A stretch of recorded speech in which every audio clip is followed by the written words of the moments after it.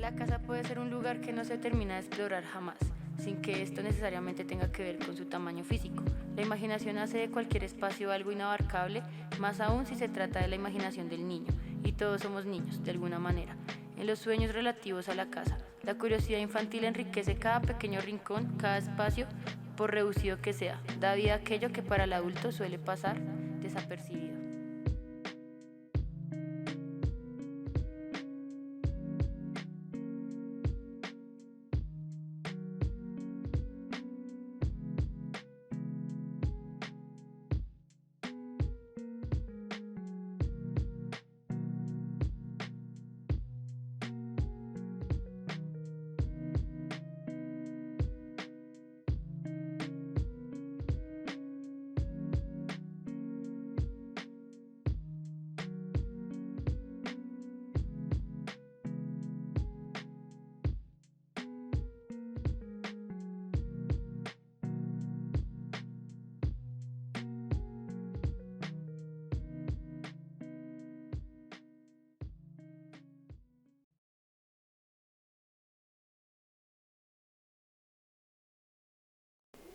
José Miguel Mestre Navas define los procesos psicológicos básicos como la estructura en la cual se cimienta la vida misma. Son la manera de interpretar y experimentar el mundo, denominados procesos ya que implican dinamismo, secuencialidad y acción. Los procesos son: número 1. Percepción. Interpretación de estímulos externos, como reconocer sonidos, olores, cambios de temperatura, etc. Número 2. Atención. Capacidad de concentrar el pensamiento sobre un objeto determinado, siendo consciente de sucesos tanto internos como externos. Número 3. Aprendizaje. Es la capacidad de adaptabilidad al medio ambiente, desde la experiencia y la repetición. Número 4. Lenguaje. Capacidad de escucha y comunicarse estructurando significados y estableciendo conexiones entre ideas. Número 5. Pensamiento. Es una actividad cognitiva cuya finalidad, entre muchas otras, es la resolución de problemas. Número 6. Memoria. Capacidad mental de registrar, evocar y conservar experiencias del entorno. Número 7. Motivación. Es el conjunto de necesidades físicas o psicológicas que orientan consciente o inconscientemente al sujeto hacia un logro, meta u objetivo. Emoción. Se caracteriza por la activación fisiológica, generando así cambios en nuestro comportamiento.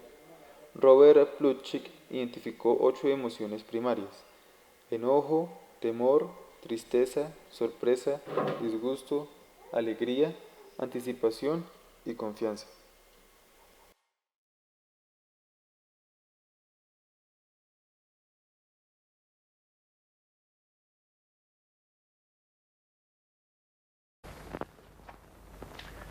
Es imposible. No hay forma de que reaccione ante el golpe más simple. No reacciona ante el golpe más simple. Golpe más simple. Yo no creo que esté fingiendo, no creo que sea un estafador. No tiene la menor idea de lo que es el peligro. La menor La idea. menor idea del peligro. No ha mostrado tener ningún miedo. Ahora lo vamos a intentar con fuego. Probar con fuego. ¿Lo pongo en el acta también? Sí.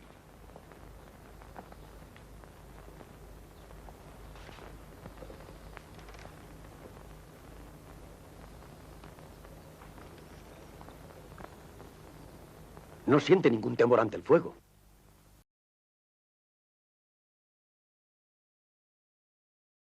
Dos, apartaos de aquí.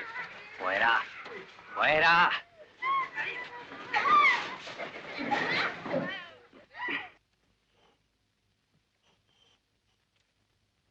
Talla 1,39 m. Tendrá 11 años, o quizá 12. La piel es fina, de color cetrino. Rostro ovalado. Ojos negros. Cejas pobladas, pestañas largas. Pelo negro, barbilla redondeada, boca mediana.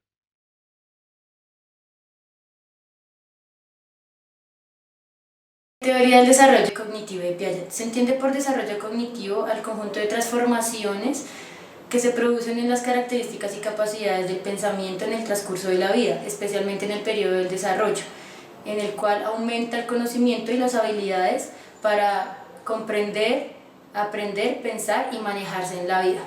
Por medio de la teoría del desarrollo cognitivo de Piaget se logra comprender que el niño trata de interpretar el mundo buscando activamente el conocimiento a través de sus interacciones con el ambiente, que poseen su propia lógica y medios de comprender que evolucionan con el tiempo. Piaget fue uno de los primeros teóricos del constructivismo en psicología. Estaba convencido de que el desarrollo cognitivo generaba cambios en la capacidad del niño para razonar sobre su mundo, cómo piensa en los problemas y en las soluciones. Etapas del desarrollo. Estas se dividen en 4 etapas. La primera es la etapa sensoriomotora, la cual transcurre de los 0 a los 2 años de edad, donde los niños aprenden la conducta propositiva, el pensamiento orientado a medios y afines, la permanencia de los objetos. Segunda etapa, preparacional. Esta transcurre de los 2 años de edad a los 7 años. Aquí el niño ya empieza a utilizar los símbolos y las palabras para pensar. Tiene solución intuitiva de los problemas, pero el pensamiento está limitado por la rigidez, la centralización y el egocentrismo. Etapa número 3, operaciones concretas. Esta transcurre de los 7 años a los 11 años de edad. Aquí el niño aprende las operaciones lógicas de seriación. De clasificación y conservación, el pensamiento está ligado a los fenómenos y objetos del mundo real. Etapa 4, operaciones formales. Esta transcurre de los 11 años en adelante. Aquí el niño aprende sistemas abstractos del pensamiento, que le permiten usar la lógica proporcional, el razonamiento científico y el razonamiento proporcional. Piaget creía que el conocimiento se organizaba en esquemas, los cuales son conjuntos de acciones físicas, de operaciones mentales, de conceptos o teorías con los cuales organizamos y adquirimos información sobre el mundo. A medida de que el niño va pasando por las etapas, mejora su capacidad de emplear esquemas complejos y abstractos que le permiten organizar su conocimiento. El desarrollo cognitivo no consiste tan solo en construir nuevos esquemas, sino en reorganizar y diferenciar los que ya existen. El niño organiza, se adapta, asimila y acomoda el conocimiento recibido en su proceso y desarrollo cognitivo.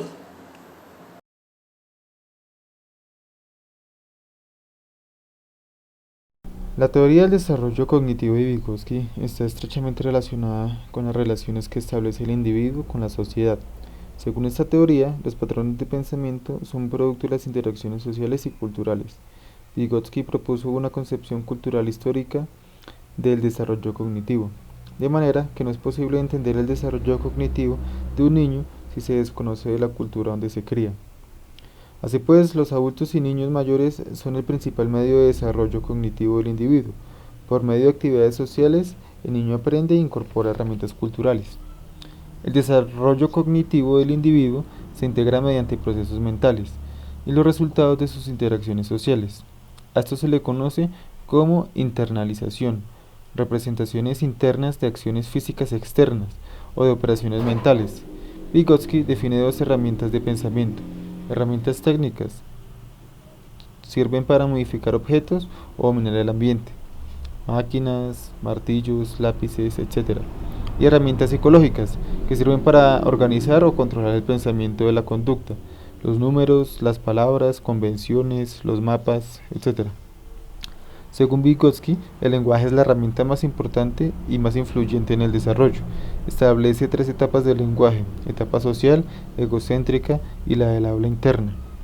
El habla egocéntrica se puede usar para regular conducta o pensamiento. Se habla a sí mismo cuando se realizan tareas. Cuando no se intenta hablar con otros, así se considera un habla privada. En esta fase comienza a desempeñar una función intelectual y comunicativa.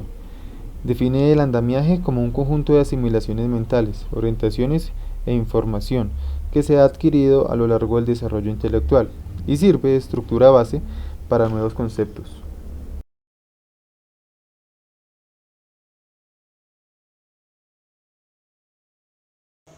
Teoría del aprendizaje de Jerome Bruner.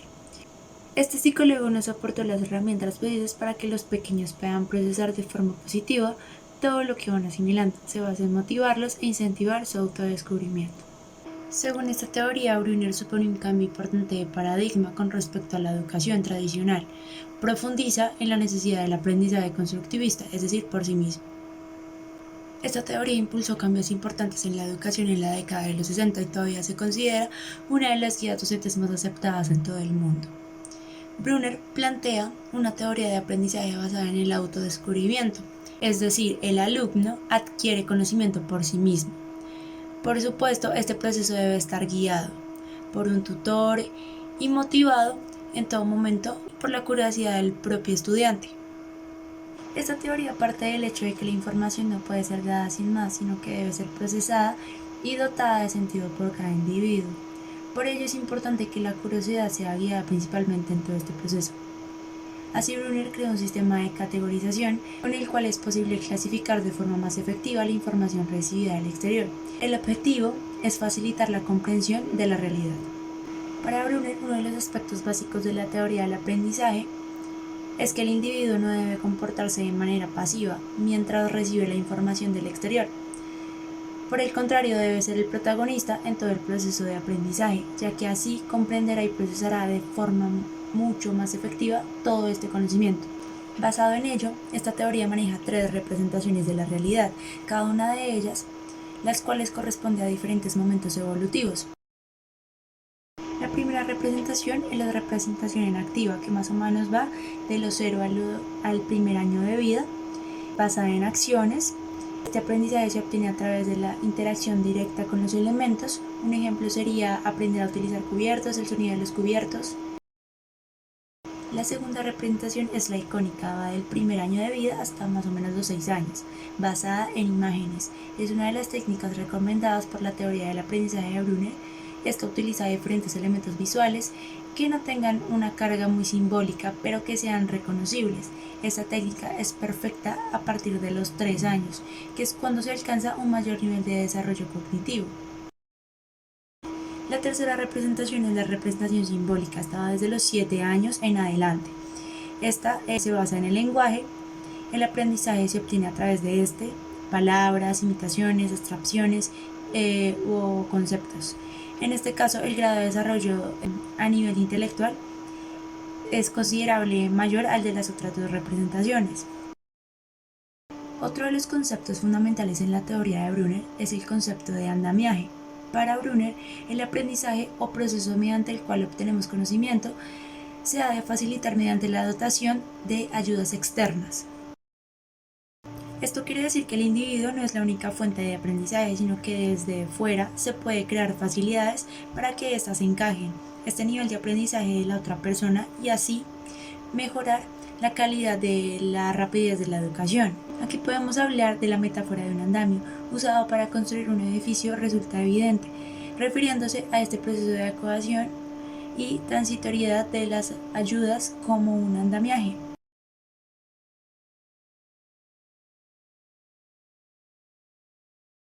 Teoría del psicoanálisis de Sigmund Freud.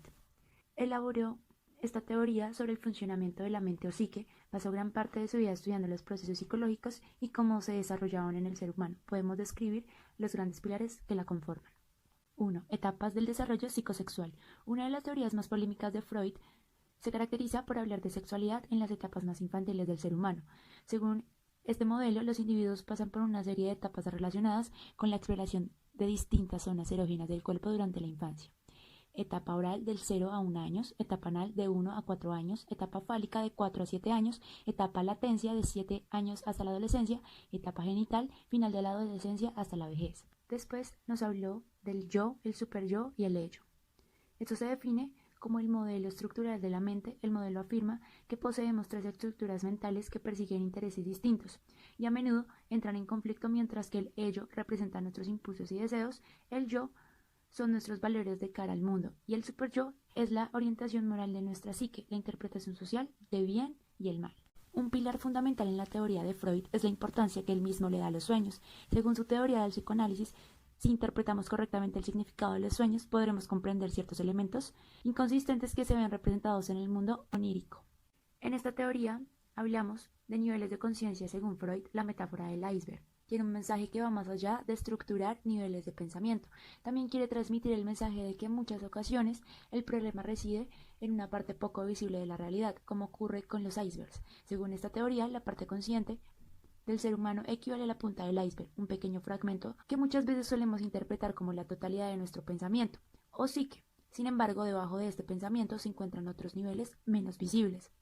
Según Freud, la mente se estructura en 3 niveles principales. 1. La mente consciente. Esta está formada por todos aquellos pensamientos y sensaciones que se procesan a través de los sentidos y las emociones. Está relacionado con la realidad y todo aquello que podemos concebir de manera directa, como un pensamiento elaborado o una decisión premeditada. Según la metáfora del iceberg de Freud, esta es la punta del iceberg de nuestra psique. 2. La mente preconsciente. Este nivel se define como el paso de la mente consciente al inconsciente. Está formado por los pensamientos, sentimientos o sensaciones que no se procesan de manera consciente, pero que sin embargo pueden surgir a la superficie sin mucho problema. 3. La mente inconsciente. La parte más profunda del iceberg, según Freud, es el famoso inconsciente. En él ingresan todos los contenidos reprimidos por la mente consciente, los impulsos, los conflictos olvidados. Según la teoría de la personalidad de Sigmund Freud, la mayor parte de nuestra mente se va influenciada por el inconsciente. En pocas palabras, no somos los dueños conscientes de nuestros actos. La mente inconsciente es prácticamente inaccesible y solo mediante el psicoanálisis se puede inferir en ella. Para hablar de este fenómeno, Freud describe el concepto de acto fallido. Este fenómeno se describe como un acto que hacemos sin pensar y cuyas consecuencias reflejan parte de nuestro inconsciente. Por ejemplo, empezar una relación y llamar a tu pareja por el nombre de tu ex. Según Freud, esto es un claro ejemplo de acto fallido, en el que el inconsciente surge a través de actos no planeados de manera consciente.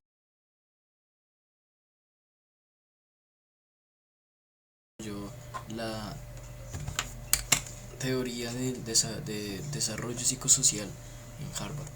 Entonces él abarca el ciclo vital de las personas desde el nacimiento hasta la muerte, y él habla sobre cómo estas etapas de la vida giran en torno a un concepto que es la crisis. Entonces habla de una crisis accidental donde pues suceden cosas atemporales e inesperadas como la muerte, accidentes, cosas así, cosas para las que no se está preparado, y habla de unas crisis evolutivas que estas se desprenden en 8 estadios, y bueno, acá pues se las voy a explicar. Entonces la primera fase, el primer estadio es la confianza básica versus la desconfianza básica. Esto se comprende desde los 0 a los 2 años de edad, y acá la figura central son los progenitores. Acá lo que se genera es una futura autoestima, ya que si los progenitores le generaron al bebé confianza, le generaron un sentimiento de seguridad, pues esto más adelante a él le va a generar autoestima. El segundo estadio es la autonomía versus la vergüenza y la culpa. Esto se da desde los 2 a los 3 años de edad. La figura central acá son los padres.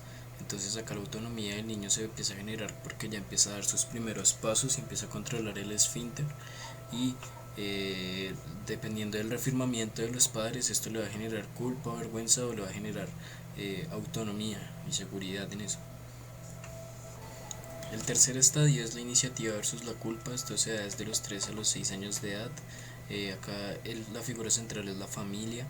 Entonces acá la iniciativa se da la separación de la familia, empezar a tomar sus propias decisiones, como qué es lo que quiere hacer. Y la culpa se genera es cuando la familia le hace sentir que hace cosas indebidas. El cuarto estadio es la industria versus la inferioridad. Esto se da de los 7 a los 12 años. Acá la figura central son los compañeros. Entonces acá el niño o la niña empieza a sentir como una producción, un descubrimiento de su creatividad, y esto se ve reafirmada por la autoestima que pues se haya generado en los estadios anteriores.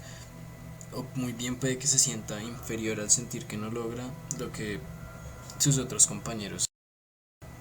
El quinto estadio se llama identidad versus difusión de rol.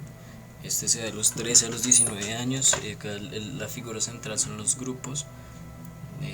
Acá lo que hace el adolescente es buscar su identidad y enfrentarse a las figuras de autoridad para pues empezar a sentir cuál es su rol en la sociedad. Entonces puede que genere una identidad muy reafirmada, o puede que varíe mucho en los roles y no logre hallar su rol. El sexto estadio es la intimidad versus el aislamiento. Esto se da a los 20 a los 40 años. Y acá la figura central son los amigos. Acá el adulto empieza a crear relaciones de amor romántico e intimidad con la pareja, o puede que por el contrario genere acciones de aislamiento por temor a los otros, por tener temor a la sociedad. El séptimo estadio es la generatividad versus el estancamiento. Esto comprende edades de 40 a 60 años en aproximación. Acá la figura central son el hogar y el trabajo. Entonces acá el adulto empieza a querer generar pues una reproducción biológica, o sea, generar su descendencia, y empieza a buscar como una estabilidad social, material, y o sea, el desarrollo de su economía, por decirlo así. Y por último, el octavo estadio es el de integridad yoica versus la desesperación. Esto se da desde los 65 años hasta ya la muerte. Y acá la figura central es la humanidad. Entonces acá lo que pasa es que el adulto, el adulto mayor empieza a reflexionar de su vida y puede que sienta integridad, o si no siente plenitud y que no logró sus objetivos, esto le desencadena en una desesperación. Y bueno, estos son todos los estadios que pues explica Erikson en su teoría de desarrollo de la personalidad.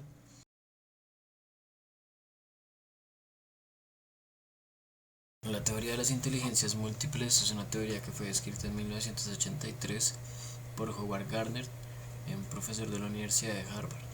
Entonces esto es una teoría que habla de que la inteligencia no se agrupa en un solo, como que en unas capacidades específicas, sino que es una red de distintas capacidades que se interrelacionan.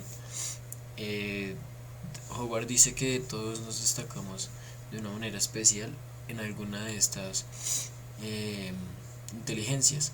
Entonces estas aptitudes que son innatas nos permiten desempeñarnos en ciertas tareas. Entonces él defiende mucho que así como hay muchos problemas por resolver, también hay muchos tipos de inteligencias que son capaces de adaptarse y aplicar a la resolución de esos mismos problemas. Hasta la fecha pues solo han identificado 8 tipos de inteligencia, que son la inteligencia lingüístico-verbal, la inteligencia lógico-matemática, visoespacial, inteligencia musical, inteligencia corporal, intrapersonal e interpersonal, y la naturalista. Entonces voy a explicarlas brevemente. La inteligencia lingüística es una habilidad para utilizar con un dominio avanzado el lenguaje oral y escrito, así como para responder a él. Entonces esta inteligencia es muy apta para los políticos o los oradores, también para los escritores y los literatos. La inteligencia lógico-matemática es una habilidad para el razonamiento complejo, la relación causa-efecto, la abstracción y la resolución de problemas. Por ejemplo, estás muy presente en los matemáticos y en los científicos. La inteligencia espacial es la capacidad de percibir el mundo y poder crear imágenes mentales a partir de la experiencia visual. En este es muy apto para los fotógrafos, la creatividad 3D, los arquitectos, etc. La inteligencia corporal es la habilidad de utilizar el cuerpo para aprender y para expresar ideas y sentimientos. Esto incluye el dominio de habilidades físicas como el equilibrio, la fuerza, la flexibilidad y la velocidad. Como un ejemplo está la danza o la gimnasia. La inteligencia musical es la habilidad de saber utilizar y responder a los diferentes elementos musicales, como el ritmo, el timbre y el tono. Por ejemplo, pues en esta están todos los músicos. La inteligencia intrapersonal Es la habilidad de comprenderse a sí mismo y utilizar ese conocimiento para operar de manera efectiva en la vida. Por ejemplo, los psicólogos y los filósofos. La inteligencia interpersonal o social es la habilidad de interactuar y comprender a las personas y sus relaciones. Por ejemplo, las personas solidarias, miembros de las ONGs, campañas de ayuda a refugiados y este tipo de personas. Y por último, la inteligencia naturalista es la habilidad para el pensamiento científico, para observar la naturaleza, identificar patrones y utilizarla de manera productiva. Por ejemplo, los científicos volcados en el naturalismo y en la defensa de la naturaleza.